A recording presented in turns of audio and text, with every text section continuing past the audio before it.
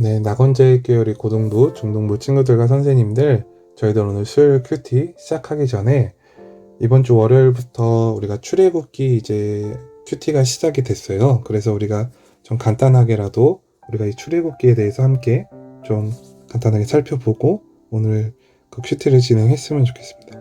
먼저 저자에 대한 것인데 이 출애굽기의 저자는 모세입니다. 특별히 성경에 이제 4권에서 이것이 기록되어져 있는 첫 번째 여호수아, 두 번째 말라기, 구약 성경 이렇게 두 가지에 기록이 되어 있고, 그 다음에 바울도 바로 이 모세를 출애굽기의 저자로 인정하고 있고요. 가장 중요한 것은 바로 예수님이시죠. 예수님께서도 이 책이 모세의 기록이라고 말씀을 하셨습니다. 이게 중요하죠. 그래서 마가복음 또 요한복음에도 이 부분이 분명하게 주님께서 말씀하신 것이 나와 있습니다. 그리고 특별히 주님께서는 이 구원받은 백성이 오타가 났네요. 백성이 어떻게 하나님을 예배하며 살아가야 하는지를 알게 하려고 바로 이 모세오경이죠. 창세기, 출애굽기, 레위기, 민수기, 신명기를 썼다는 것입니다. 중요한 건 뭘까요? 어떻게 하나님을 예배하며 살아가야 하는지를 알게 하려고. 그러니까 여러분, 우리의 부르심 가운데 가장 큰 것은 바로 이 하나님을 예배하는 것이거든요. 근데 바로 이스라엘 백성들에게도 하나님께서 어떻게 하나님을 예배하며 살아가야 하는지를 바로 이 모세라는 사람을 통해서 부르셨고, 그것을 기록하셨고, 이것은 오늘날 우리에게까지도 우리가 왜 예배하는가, 또 구체적인 이스라엘의 역사, 더 나아가서 정말로 이 구원받은 백성으로서 어떻게 살아가야 하는지 율법을 주시고 그런 놀라운 일들을 이 모세를 통해서 하셨다는 것. 그리고 이 기록 시기는 우리가 함께 좀 간단하게 읽어볼 건데 BC 1446년부터 1406년경으로 추정하고 있습니다. 그러니까 가장 중요한 건 뭐냐면 바로 이스라엘 민족이 이집트에서 나온 시점, 또 모세가 느보산에서 죽기 이전의 어느 시기, 즉 모세가 살아있을 때 바로 이 출애굽기가 당연히 기록되어져 있다는 걸. 왜요? 모세가 썼기 때문에. 모세가 썼기 때문에 당연히 모세가 살아있을 때 기록이 된 것이죠. 너무나 당연한 얘기죠.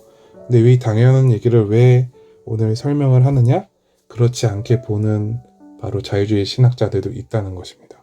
근데 여러분, 이게 너무너무 중요한 부분인데 오늘 이 부분을 할 수는 없고, 자, 이제 기록 목적 믿으세요. 이게 확실한 겁니다.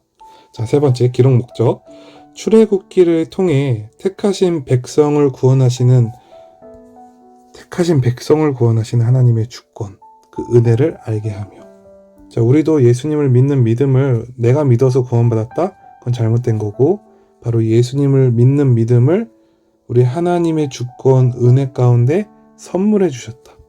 그래서 이거는 100%의 은혜가 아니에요. 반대로 이것은 100%의 은혜가 맞습니다. 그래서 우리는 바로 이 부분이 중요한 거예요. 하나님의 주권과 은혜를 알게 하고요. 그 다음에 시내단에서 계시해 주신 율법을 기억하고 하나님을 왕으로 섬기는 국가로 시작하기 위해 기록하였다. 이것이 바로 출애굽기의 기록 목적이고요. 그 다음에 우리가 좀 이번에는 간단하게 좀 몇 장 이렇게 좀 나눠서 이렇게 6개로 나눌 건데, 첫 번째 1장은 노예 생활을 하는 이스라엘 백성이 이제 등장합니다.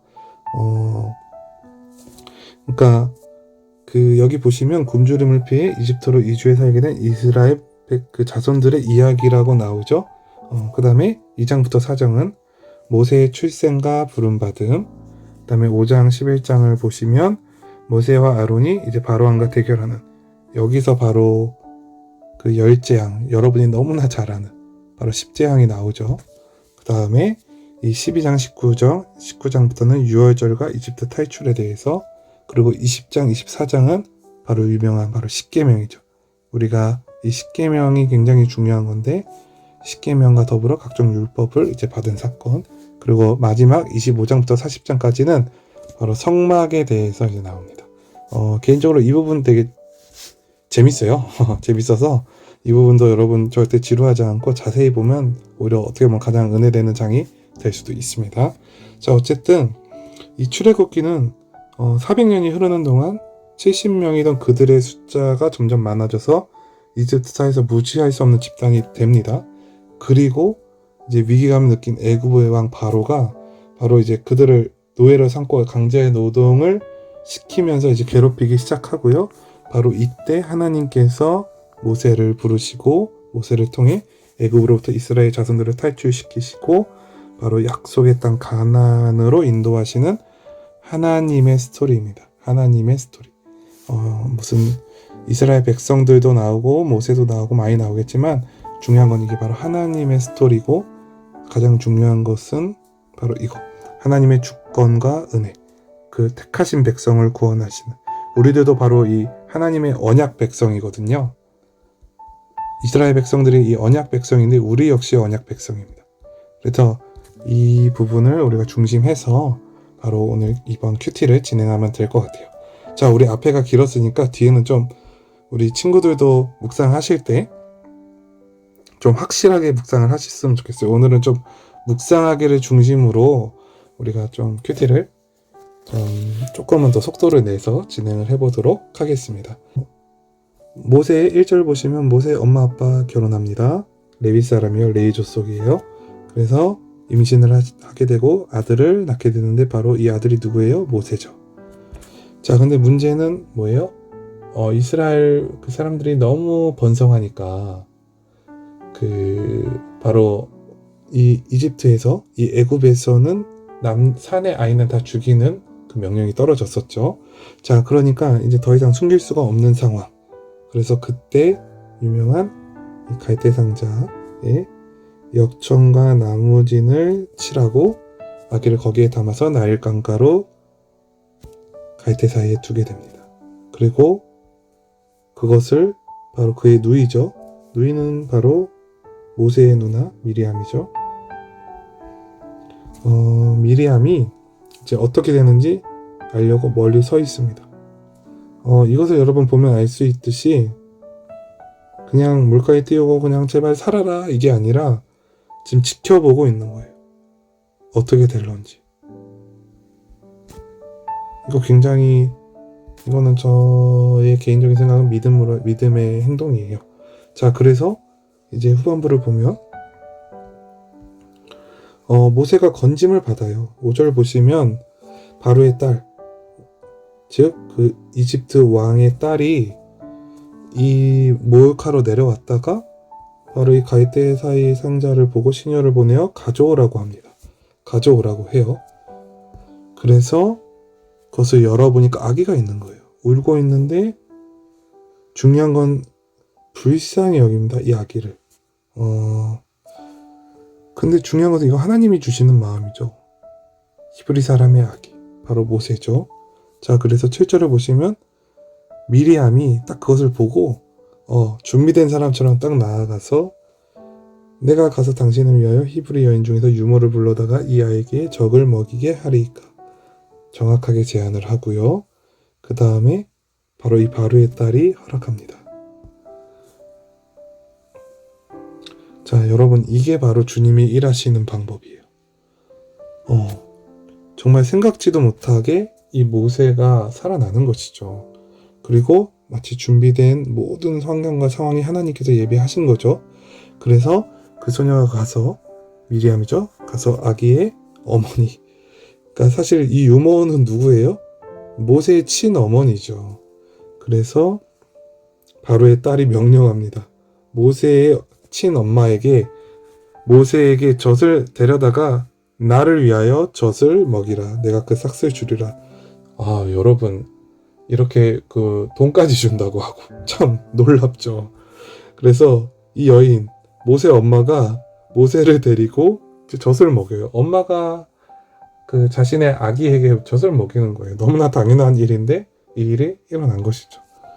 자, 그리고 그 아기가 자라고 이제 왕궁으로 들어가게 됩니다. 그리고 아들이 되고요.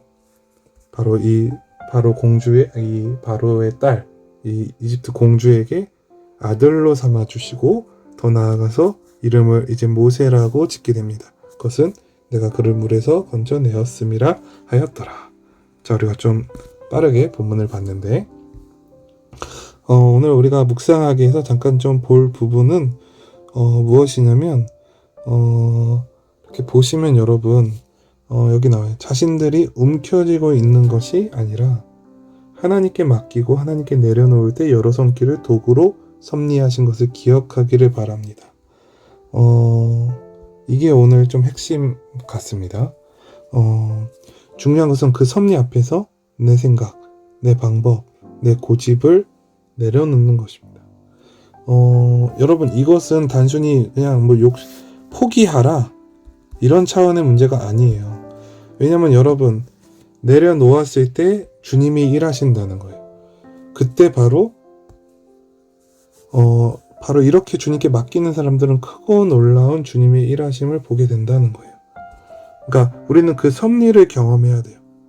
어떤 분들은 그냥 내려놓음만 생각해서 근데 여러분 내려놓음은 포기가 아니에요. 불교는 자꾸 내려놓으라고 해요. 비워내라. 통통 비워라. 여기 이 속을 비워라. 근데 우리 개신교, 우리 예수 그리스도를 믿는 크리스천들은 이 안을 다 내려놔요. 내려놓지만 바로 주님의 방법으로 채워지는 거예요. 채워져요. 풍성하게 채워져요. 이게 바로 다른 종교들과 이 기독교, 이 개신교의 차이라는 거예요. 근데 바로 모세의 스토리, 그러니까 모세를 인도하시고 살리시고 키우시고 모세의 모든 것을 책임지신 바로 하나님께서도 바로 첫 번째는 이 가정 가운데 내려놓게 하시는 거예요. 그러나 그 이후에 역사하시는 것이죠. 자, 오늘은 우리 좀 생각하기 1번, 2번 질문을 빨리 다 볼 건데 끝까지 스스로 어떻게 해보려고 아등바등 하던 것들을 내려놓고 주님의 뜻에 맡겨드릴 내 믿음의 갈대 상자는 무엇인가요? 이거 한번 개인적으로 여러분이 생각을 해보셨으면 좋겠어요. 특별히 내가 정말 열심히 노력하고 있는 거. 정말 강한 내가 기대감을 갖고 있는 거. 이럴수록 우리는 어쩔 수 없이 욕심을 부리게 되거든요. 근데 그런 것이 있다면 노력하지 말라는 것이 아니라 바로 그거에 대한 결과, 그것을 하나님 앞에 맡겨드리는, 주님의 뜻에 맡겨드릴 수 있는 결단이 필요하다는 거예요. 자, 2번을 좀 볼 건데 하나님의 역사에 약한 도구가 아닌 우리가 선한 도구로 쓰임받기 위해 하나님의 자녀로서 오늘을 어떤 마음가짐으로 지내야 할까요? 전도사님이 생각하는 전도사님 개인의 좀 묵상을 나눌 건데 전도사님은 하나님의 선한 도구로 쓰임받기 위해서는 두 가지를 해야 된다 생각해요. 첫 번째는 내려놔야 된다 생각해요. 내 욕심을 내려놓고 내 어떤 의도를 내려놓고 내 어떤 그런 나의 잔머리 이러한 것들을 내려놓고 그 다음에 기대해야 된다 생각해요. 기대. 왜냐면 하나님의 선하신 역사는 나의 이 잔머리보다 훨씬 놀라운 계획을 갖고 있어요. 사람의 계획, 그 얄팍한 수가 아니라 하나님은 놀라운 일을 행하세요. 무조건 우리에게 유익한 일을 행하세요. 무조건 우리 가운데 그 나를 택하시고 예정하시고 나에게 그 예수 그리스도 믿는 믿음을 선물해 주신 그 언약 백성으로서 분명히 우리에게 놀라운 일을 행하세요. 그래서 이 기대한다는 것은 좀 바꿔 말하면 기도할 것 같고요. 그리고 주님이 역사하실 때 기도하고 깨어 있어야 오늘 미리암처럼 준비된 사람처럼 갈대상자를 띄워놓고 기다리고 머뭇거리는 것이 아니라 끝까지 그것을 지켜보고 또 하나님이 허락하신 상황이 주어졌을 때 지혜로운 결단 혹은 지혜로운 행동들을 할 수 있는 것 같아요. 그래서 오늘 전도사님 개인적으로 오늘 미리암의 그런 태도 가운데 좀 은혜를 받은 것 같습니다. 자, 우리 이제 출애굽기 시작되는데 우리 정말로 다시 새롭게 결단하고 큐티 열심히 해서 하나님과 날마다 친밀히 교제하고 주의 말씀을 더욱더 깨달아가는 우리 라운지의 교회 고등부, 중등부 됐으면 좋겠습니다. 기도하겠습니다. 사랑이 많으신 하나님 아버지, 저희 지금부터 출애굽기 이제 큐티를 시작하게 됩니다. 주님께서 은혜를 베풀어 주시옵소서. 정말로 저희들 이 말씀을 통해서 하나님의 언약 백성은 어떻게 살아가야 하는지, 또 하나님께서 이 언약 백성을 어떻게 이끌어 가시고 어떻게 구원해 가시는지, 또 저희들 그 과정 가운데 예수 그리스도의 놀라우신 사랑을 더 크게 깨닫고 묵상하는 출애굽기 우리 성경 묵상하는 시간 될 수 있도록 인도하여 주시옵소서. 예수님의 이름으로 기도합니다. 아멘.